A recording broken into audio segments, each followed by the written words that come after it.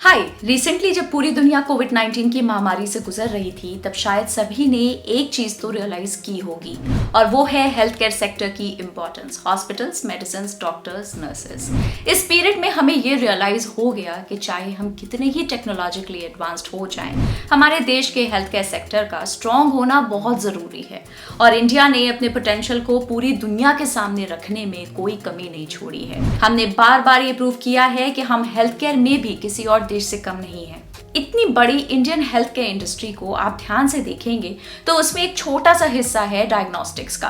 अब ये इस पाई चार्ट में तो काफी छोटा सा हिस्सा लग रहा है, लेकिन इसकी अहमियत हमें कोविड पैंडेमिक के दौरान महसूस हुई। आरटी-पीसीआर टेस्ट में लंबी लाइन, एक्सरे और दूसरे टेस्ट के लिए सुबह लैब्स खुलने से पहले ही बाहर लोगों की भीड़ लगी रहती थी। शायद यही एक मेन इंडिकेटर हो सकता है इस इंडस्ट्री की छिपी इंपॉर्टेंस और एक्सपेक्टेड ग्रोथ का। तो चलिए आज समझते हैं इसी डायग्नोस्टिक इंडस्ट्री के बारे में और जानेंगे कौन कौन सी कंपनीज हैं जो इस स्पेस में प्रेजेंट हैं।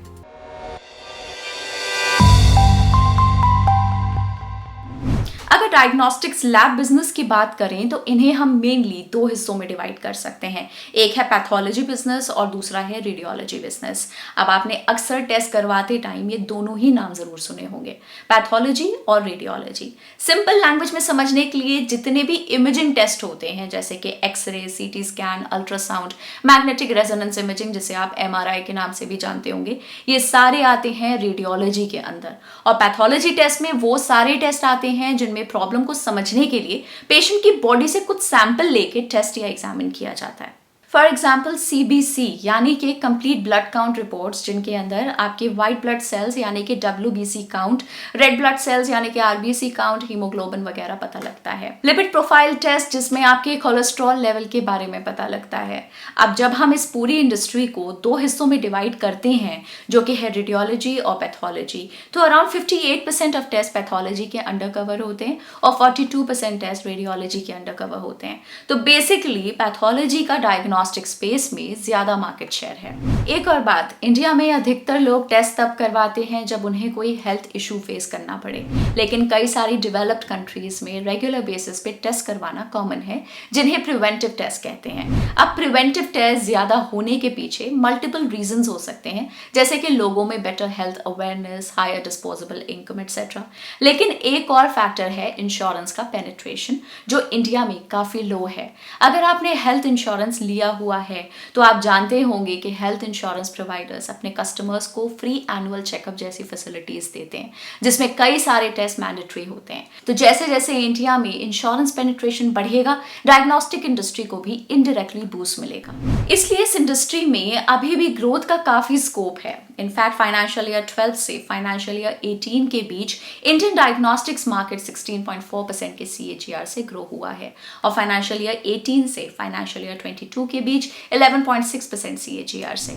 और रिपोर्ट्स के अकॉर्डिंग फाइनेंशियल ईयर 21 से फाइनेंशियल ईयर 26 के बीच ये मार्केट 14% CAGR से ग्रो करके $20 बिलियन का हो सकता है।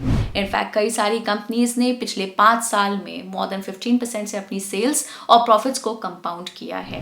अगर इंडियन डायग्नोस्टिक मार्केट को US जैसे डेवलप्ड मार्केट से कंपेयर करें तो हमें यह पता लगता है कि वहां के मार्केट मैच्योर स्टेज पे है। 2022 से 2030 के बीच एक्सपेक्टेड है कि US पैथोलॉजी मार्केट 3.9% CAGR से ग्रो होगी।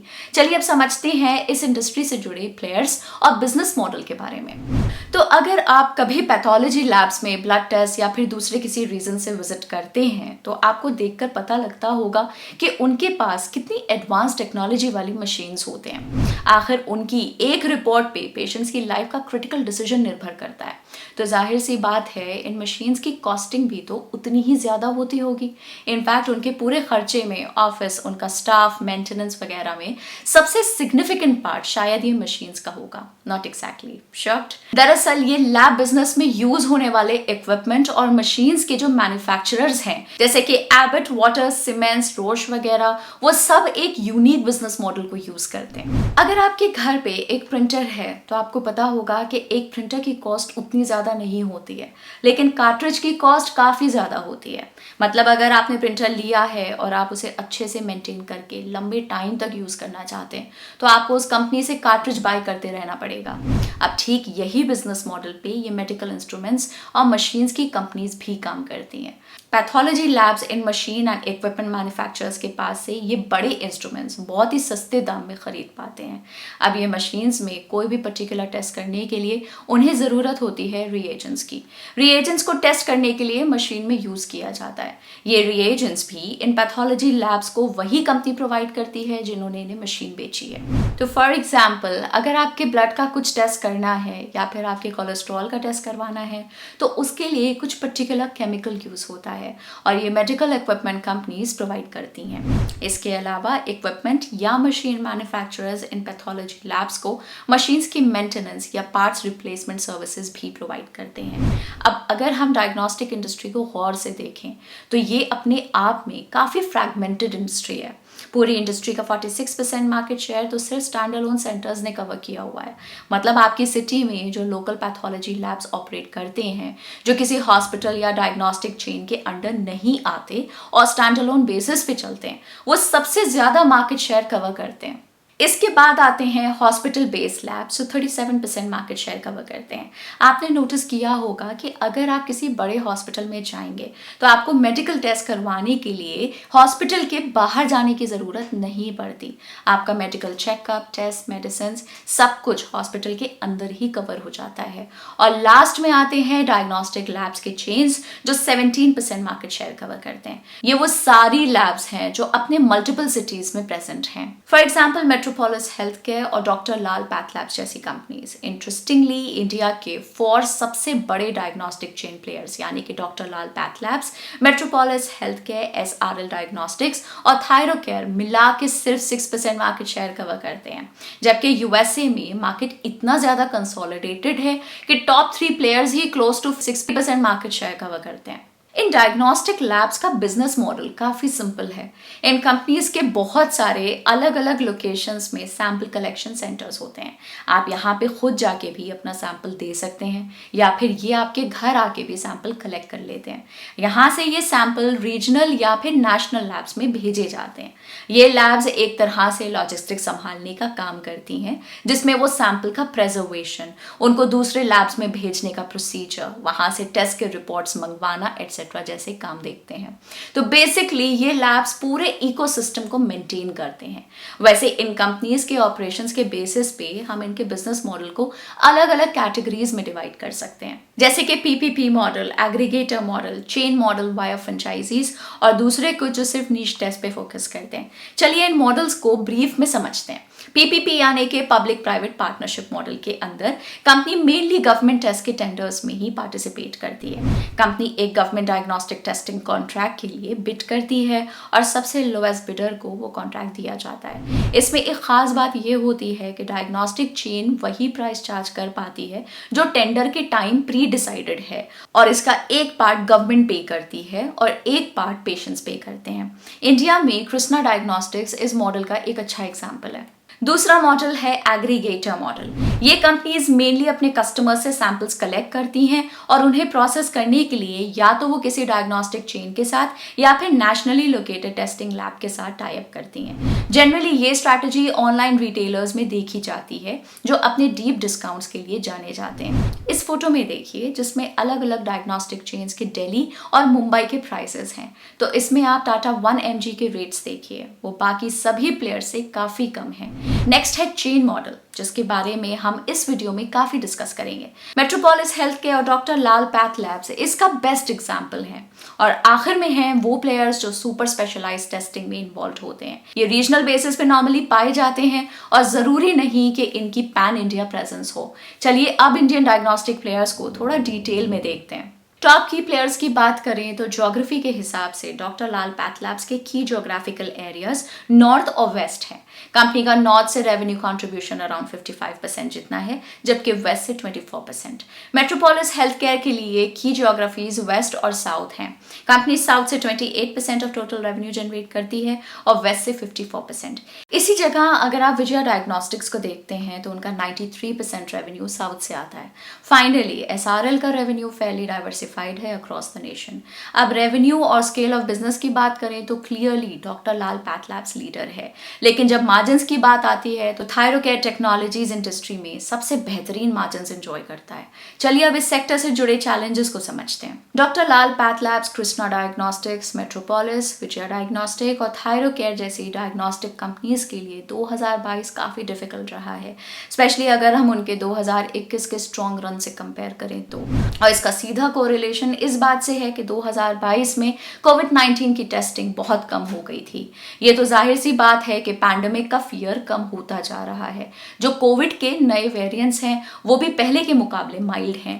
इसके अलावा अब होम टेस्टिंग किट्स की अवेलेबिलिटी भी ईजी है और ट्रैवल के लिए मैंडेटरी टेस्टिंग भी ऑलमोस्ट हटा दी गई है। इन रीजंस की वजह से डायग्नोस्टिक फर्म्स के लिए जो रेवेन्यू कोविड से जुड़े टेस्ट से आता था वो ड्रॉप हो रहा है। Recently financial services company ambit capital ने डायग्नोस्टिक इंडस्ट्री पे एक नोट रिलीज किया था जिसमें उन्होंने कहा था कि पैंडेमिक की फर्स्ट वेव में कोविड-19 और उससे रिलेटेड टेस्ट ने डायग्नोस्टिक फर्म्स के टोटल रेवेन्यू में 27% कंट्रीब्यूट किया था, 25% सेकेंड वेव के दौरान और थर्ड वेव के दौरान ये नंबर ड्रॉप हो चुका था।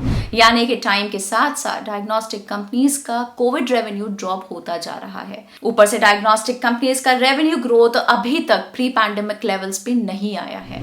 एम्बिट कैपिटल की उसी रिपोर्ट में ये भी कहा गया था कि इंडिया में पैंडेमिक के पहले डायग्नोस्टिक फर्म्स कुछ 14 से 16% से ग्रो कर रहे थे।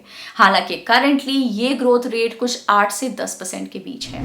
इसका रीजन ये है कि कोविड रेवेन्यू तो ड्रॉप हो ही रहा है, इवन नॉन कोविड टेस्ट की वॉल्यूम्स में भी शार्प पिकअप नहीं हुआ है। और फिर लेगेसी डायग्नोस्टिक कंपनीज के ऊपर प्राइसिंग प्रेशर बढ़ाने का काम कर रहे हैं new age players.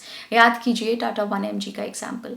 Tata 1mg जैसे न्यू प्लेयर्स डीप डिस्काउंट्स देके कस्टमर्स को अपने प्लेटफॉर्म पे अट्रैक्ट कर रहे हैं, जिससे एग्जिस्टिंग प्लेयर्स के मार्जिन्स पे भी प्रेशर बन रहा है। इनफैक्ट ओम प्रकाश मनचंदा जो कि डॉक्टर लाल पैथलैब्स के एमडी हैं, उनका भी ये कहना है कि इंडस्ट्री को आज ऑनलाइन एग्रीगेटर्स और ई कॉमर्स प्लेयर्स से टफ कंपटीशन मिल रहा है। ना सिर्फ हॉस्पिटल चेन्स बल्कि इवन फार्मा कंपनीज भी डायग्नोस्टिक बिजनेस में एंटर कर रही हैं। लेकिन इंडिया में अभी भी डायग्नोस्टिक्स का पेनिट्रेशन लो है और इसलिए शायद इन डायग्नोस्टिक फर्म्स के लिए अपॉर्चुनिटी भी पड़ी है। पर क्या ये लेगेसी डायग्नोस्टिक कंपनी सबड्यूड कोविड-19 टेस्टिंग और बढ़ता कंपेटिटिव एनवायरनमेंट जैसे चैलेंजेस से उभर पाएंगे? शायद 2021 और 2022 की इस रोलर कोस्टर राइड के बाद 2023 इन डायग्नोस्टिक फर्म्स के लिए एक ऐसा साल होगा जहां उन्हें कुछ स्टेबिलिटी मिलेगी और इन्वेस्टर्स को इनके बिजनेस की एक रियल पिक्चर। तो ये थी कहानी डायग्नोस्टिक इंडस्ट्री की। क्या आपके पास डायग्नोस्टिक इंडस्ट्री में से किसी कंपनी के शेयर्स हैं? अगर हाँ, तो उस कंपनी ने आपको कितने % रिटर्न्स दिए हैं अभी तक? कमेंट्स में ज़रूर बताइए। क्या आपको पता है हम ग्रो के इंस्टाग्राम और फेसबुक हैंडल्स पे भी स्टॉक मार्केट और इन्वेस्टिंग से रिलेटेड ढेर सारा इंटरेस्टिंग कंटेंट पोस्ट करते हैं। अगर आप वो मिस नहीं करना चाहते तो अभी ग्रो को इंस्टाग्राम और फेसबुक पे फॉलो करिए। हम आपको याद दिला दें कि वीडियो सिर्फ एजुकेशनल पर्पस के लिए है और किसी भी तरह की कोई बाय या सेल रिकमेंडेशन नहीं है। मार्केट के बारे में लेटेस्ट अपडेट्स के लिए ग्रो के चैनल को सब्सक्राइब करिए।